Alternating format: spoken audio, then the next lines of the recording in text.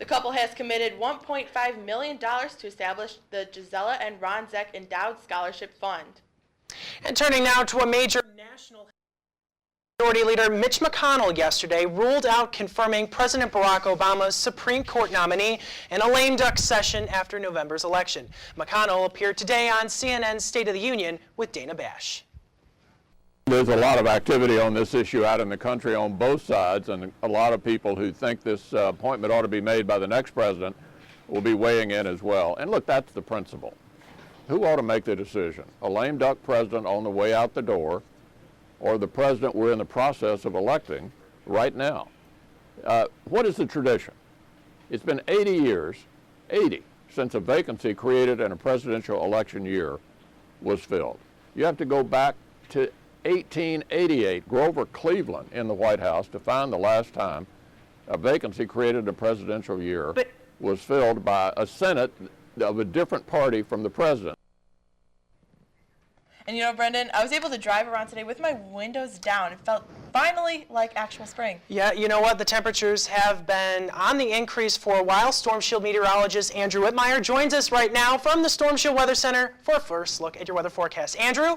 And thanks, Brett. You know, yesterday was the first day of spring, and we've seen those temperatures transition up into the upper 40s, even lower 50s across the area. And coming up in the 7-day, we even take a look at a chance of even hitting 60 degrees for tomorrow. Let's take a look, though. This is what we've seen here. Partly cloudy skies here for Monday. Current conditions around the area, though. 47 degrees right now in Valparaiso, 49 in Rensselaer, and 44 up in Chicago. And taking a look at current radar and satellite here, you'll notice up to our north, those blue shaded areas, they're actually under a winter storm watch for tomorrow and also through Wednesday. But those snow showers are going to stay to our north as we advance throughout this week. So coming up in my full forecast, I'll let you know again when we can see those 60-degree temperatures and how long that warm-up's going to last. All right, thank you, Andrew. Coming up, President Obama makes a historic visit with his family to Cuba, plus Flint in heat, Capitol Hill's fury at Michigan's governor for his handling of the Flint water crisis. We'll have more on that when we come back. Stick with us.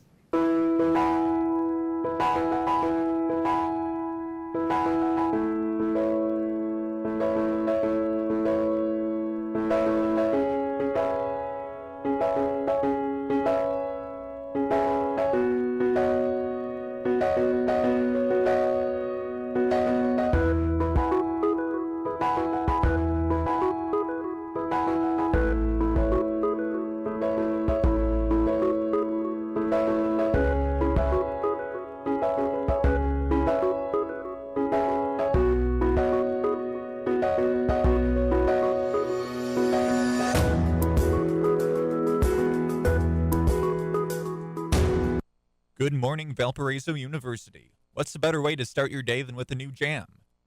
And WVUR has just what you need.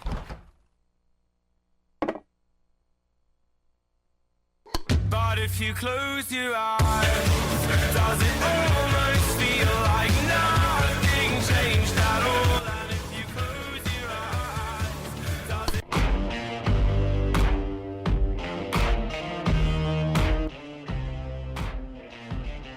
If Daniel won't change your mind, baby, baby, baby, baby, right.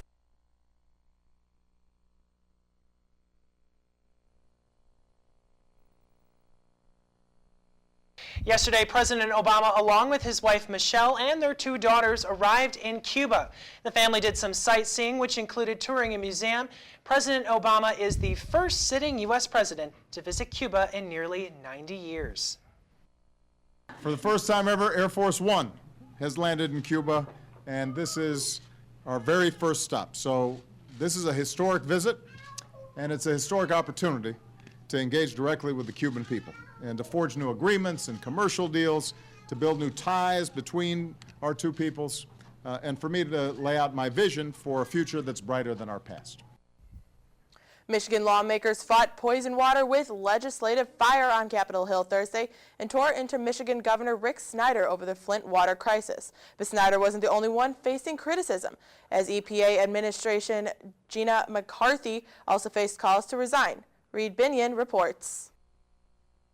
We all failed the families of Flint. I have accepted responsibility because those people work for me. Michigan Governor Rick Snyder speaking with contrition and humility before a congressional hearing this week. Not a day or night goes by that this tragedy doesn't weigh on my mind. But Thursday may have weighed heavier than most, as lawmakers blasted Snyder for waiting months to take action on Flint's lead-tainted water crisis. I've had about enough of your false contrition and your phony apologies. There you are, dripping with guilt, withdrawing your paycheck, hiring lawyers at the expense of the people. Democrats calling for Snyder to resign. People who put dollars over the fundamental safety of the people do not belong in government. Meanwhile, Republicans blasted EPA Administrator Gina McCarthy, noting that staffers knew of high lead levels as early as February of 2015. You had the authority, you had the backing of the federal government, and you did not act. The problem itself was the responsibility of the states. Oversight was our responsibility. You still don't get it. You have bred a culture at EPA that has built a fraud. Sir, I'm not trying to shift responsibility or blame. Yes, you I'm have. trying to This get whole facts hearing, on that's the all you've table. done. But for all the finger-pointing on Capitol Hill, residents of Flint, Michigan are more concerned with fixing the problem than casting blame. I'm Reed Binion reporting.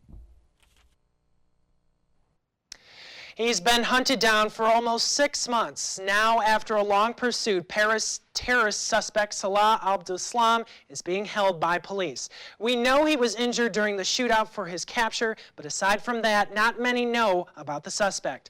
Eric McLaughlin reports on what we know and how we got to where we are today. It's been 4 months since a group of gunmen and suicide bombers killed 130 people on the streets of Paris, targeting bars, restaurants, a concert hall, and a football stadium outside the city. Most of the terrorists involved were French and Belgian citizens, several known to have spent time in Syria. Most died in the attacks or were killed by police. But this man got away. Salah Abdeslam has been the subject of an international manhunt since November. A French citizen known to have been living in Brussels. Investigators think he may have been the driver of the Renault Clio that dropped 3 suicide bombers at the Stade de France. His brother Ibrahim Abdeslam is believed to be one of those who blew himself up that night. Just hours after the Paris attack, Salah Abdeslam was stopped by police driving with friends towards the Belgian border. He was questioned, but not arrested. The day after, Abdeslam met a friend in Brussels, and then he was caught on surveillance video at a gas station, again near the Belgian border. Questions remain over Abdeslam's role in the November 13th attacks. Investigators say his DNA was on a suicide belt that was found discarded in a Paris suburb 10 days after the attacks. They say he was also spotted buying detonators from a fireworks shop in Paris. Authorities have been working under the theory he was supposed to blow himself up, but backed out at the last minute. After the initial sightings following the attacks, the trail for Abdeslam had apparently gone cold. Some officials assumed he'd fled to Syria. If he did, now we know he didn't stay long. Erin McLaughlin, CNN London. The third suspect in the murder of an infant in Ohio has been given a $1 million bond. Charles Caldwell was in court in Cleveland Saturday. He's facing aggravated murder charges in the death of Avielle Wakefield in October. The little girl was shot in the chest in her family's vehicle. Officials say the attackers initially had a different target, but they shot at the wrong vehicle. Police say Caldwell turned himself in to investigators on Thursday. 2 other suspects in the case were caught in November. Devon Holmes has been charged with aggravated murder, while Lawrence Hillard is facing evidence tampering charges. Well, spring has certainly made its way to Valpo, and you know, Amy, I think we were talking about some warmer temperatures coming up. Storm Shield meteorologist Andrew Whitmire joins us with the full weather forecast when we come back.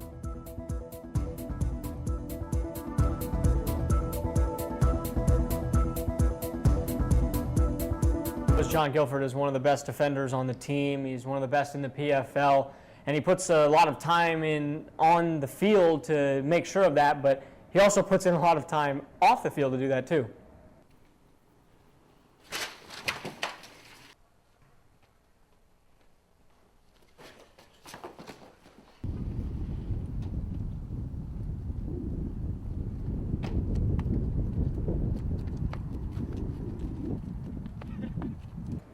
Pretty good at what he does. Pretty good. Yeah. Ow.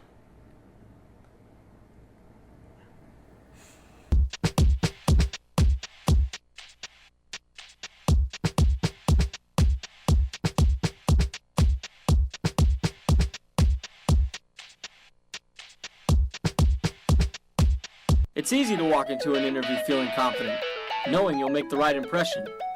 Which one do you use? The bone crusher, a little too firm. The misfire, just utter confusion. The politician, a little too creepy. The dead fish, very awkward.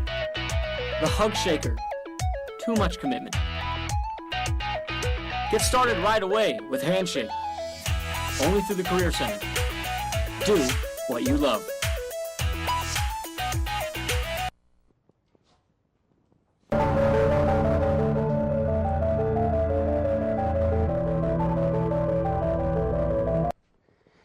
And good morning, or good afternoon, excuse me, for your Monday. Current temperatures right here, though.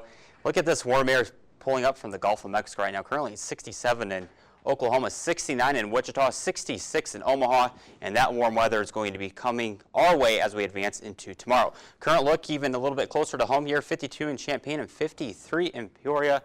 And we'll advance this through just a little bit more here, 49 in Rensselaer, 46 in Knox, 47 up in Valparaiso, and 44 up in Chicago. So let's go ahead and take a look at your almanac forecast. For today, we predicted a high right around 48 degrees. That's only about 2 degrees below average from where we're supposed to be at this time of year. We're supposed to be right around 50 degrees. One thing that you'll notice, though, sunrise is at 6:48 a.m. Sunset is at 7:02 p.m. So we actually have more daylight now than we do have nighttime.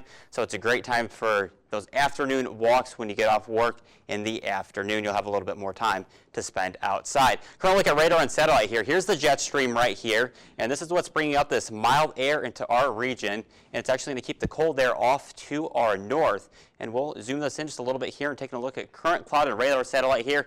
South of this white line here, this is where we've seen most of the cloud cover all day. Partly cloudy skies just to the north to a little bit. They've had mostly sunny skies around southwest Michigan and even northern Indiana. In this blue area up here, that's actually a winter storm watch that goes into effect Tuesday and also into Wednesday. But most of that snow is going to stay off to our north. We won't have to worry about the snow showers here until possibly Wednesday night. More on that coming up in the 7-day forecast. So your future cast for the rest of today and into late tonight, 40 degrees here in Valpo. Again, you'll notice that cloud cover around the area. Tuesday, 7:30 a.m. we'll wake up to right around 40 degrees under still partly to mostly cloudy skies. Tuesday, we will see the same story as today. Again, partly cloudy skies, but notice that temperature there is 61 degrees. So it's going to be a great day to get outside if you can. So Andrew's emoji forecast. This is brand new today. You're going to need the shades if you're outside a little bit this afternoon, even though it is partly cloudy skies. 46 degrees by 6 p.m. And by 9 p.m. it is an uh-oh because it's going to be mostly cloudy outside with a high of 42 degrees for 9 p.m.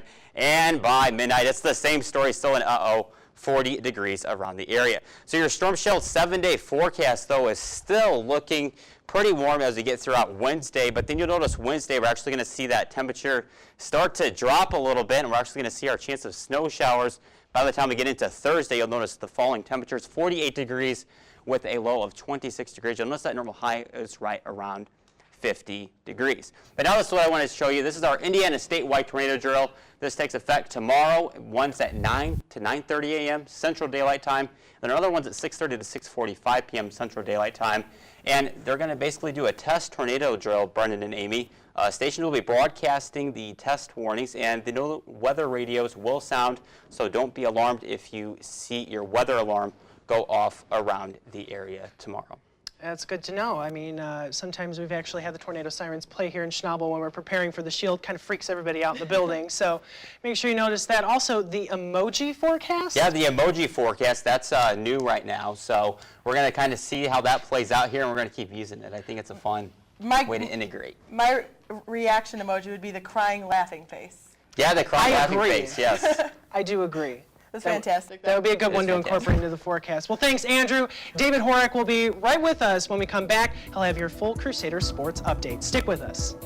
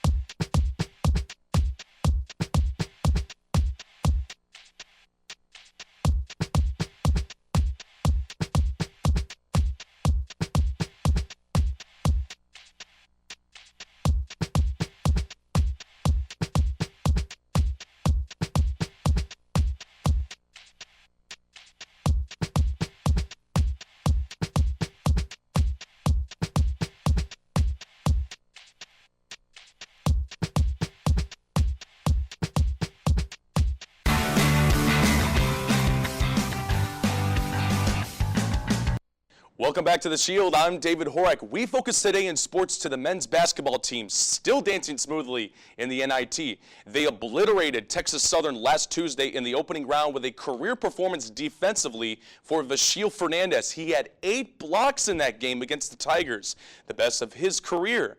That Valpo victory set the stage for Thursday between the Crusaders and 3-seed Florida State. Bryce Drew looking for another postseason tournament win for VU. Seminoles and Crusaders last played in the first round of the 1998 NCAA tournament when Bryce Drew, as a senior, led Valpo to an upset over FSU. 5,000 plus packed the Arc, and the Valparaiso student section was lit. In the first half, Keith Carter feeding Shane Hammock the alley-oop on the left baseline to give the Crusaders a big boost. Later in the opening stanza, Keith Carter chasing down the ball, taking his time, crossovers, drives in traffic, and takes it to the house. Then, Darian Walker, number 5, goes over the heads of the Seminoles to Alec Peters, and he will get the 2 down low. A couple of Crusader possessions afterwards. Look at this bounce pass here from Jabril Adekoya to Shane Hammock, and the LSU transfer draws the foul and 1. In the final minute of half number 1, Darian Walker taking the spotlight here on a left-handed drive. Look at that. VU went into the locker room with a 10-point lead over the Seminoles. Second half action saw Florida State holding steadily behind, but look here, Malik Beasley pushing the floor, goes for the jam, and ouch. Held on for just a little too long there. Fast forward now, Crusaders running out of time on the shot clock. Carter to Hammock from downtown. Clutch. But how about Keith Carter on the next possession, though? Here he goes into the lane, drawing the whistle, hitting the floor hard, and he'll connect on the basket down low. Valpo holding on to a steady single-digit lead in the second half. Here come the Seminoles, though. Terrence Mann secures the rebound, goes up ahead to Malik Beasley, and he'll bring down the house with a 2-handed slammer and 1. But the Crusaders had other plans. Darian Walker, baseline 3 off the iron, but look at E. Victor Nickerson here, crushing the glass, gets the board, and puts it in. He is not finished, though. Alec Peters facing full court pressure on the inbound. He'll find a backdoor pass to E. Victor. Look at him go. Home, free, 2-handed slammer.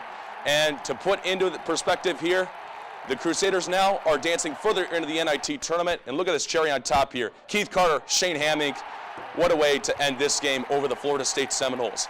They beat the Florida State Seminoles 81-69. Alec Peters led the team with 26 points. Here is head coach Bryce Drew with his thoughts on the game. What a great atmosphere. Thought our crowd was tremendous.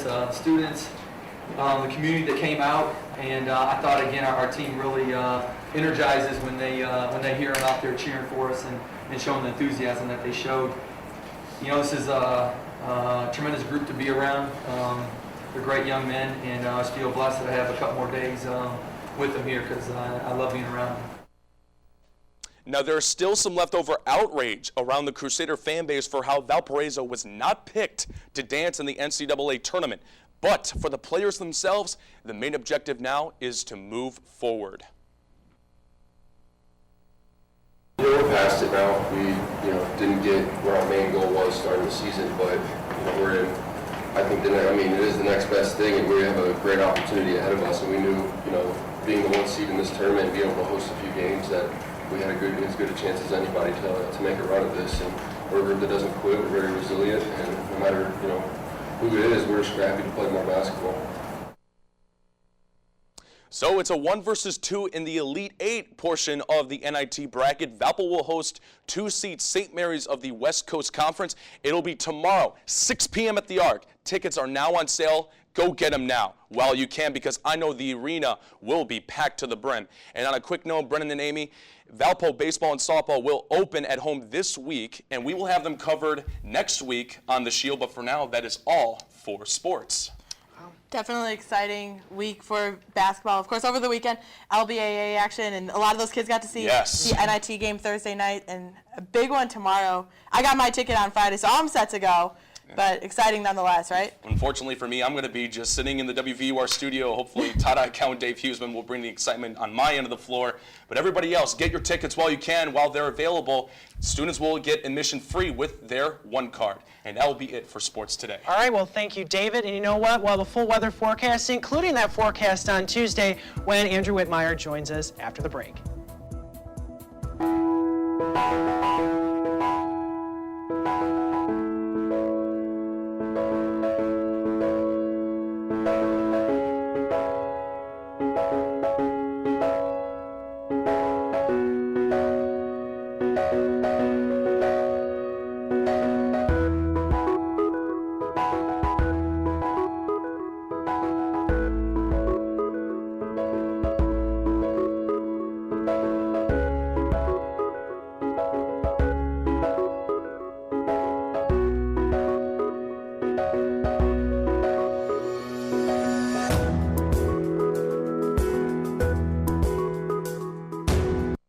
Good morning, Valparaiso University. What's the better way to start your day than with a new jam?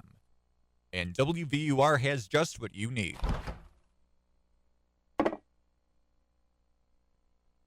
But if you close your eyes, does it almost feel like nothing changed at all? And if you close your eyes, does it...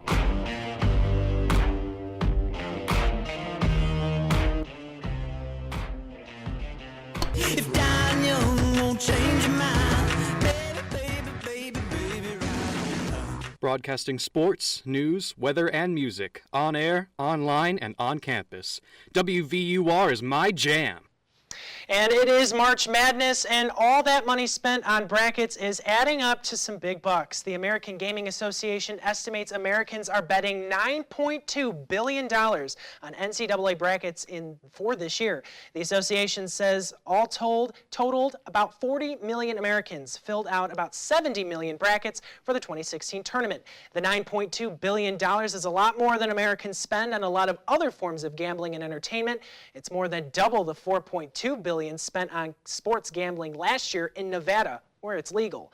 And it's more than the $6.6 billion Americans spent last year on Powerball and Mega Millions lottery tickets. And you know, guys, I think it would be a little bit better if Valpo was on that NCAA bracket. Well, definitely. I still filled one out anyway. I didn't fill one out. I knew I was going to lose, so I mean, everyone's just busted at this point. Yeah, thanks to Middle Tennessee State, Arkansas, Little Rock, and Yale on that note as well. Definitely busted my bracket from top to bottom in terms of national champion as well. Sure, and you know what? Tuesday, though, we got another chance. Andrew, what's the forecast? Yeah, Tuesday it's going to be 60 degrees. Let's look at the 7-day right now. Again, Tuesday, 62 degrees. Wednesday, chance of rain and windy, 56 degrees. You notice Thursday, though, a couple of snowflakes mixed in there, so we're going to see falling temperatures with a high of 48 degrees. Temperature is going to be dropping throughout the day on Thursday. Indiana statewide tornado drill. Test tornado warning is going to be issued. This is going to take effect tomorrow, 9 a.m. to 9:30 a.m. and 6:30 to 6:45 p.m. Stations will also be broadcasting the test warning, TV stations and radio stations. And NOAA Weather Radio will be sounding as well. So again, don't be too alarmed if your weather radio goes off tomorrow. It is just a test, guys. And again, this is kind of necessary so that way everybody can kind of stay informed of what the tornado warnings mean and how they can better prepare themselves for when an actual warning is issued for their county. In terms of the forecast, by the way, the Valpo baseball team is set to open up that day. Tune in to ValpoAthletics.com if that game gets canceled or postponed. And that's a nasty looking forecast. Hopefully we're all going to brace for it. So. Absolutely. Right. Yeah. And of course, if you can't go to the game tomorrow night, you can always listen on 95.1 FM The Source. For Brendan, David, and Andrew, I'm Amy, and hope you had a great day, Valpo.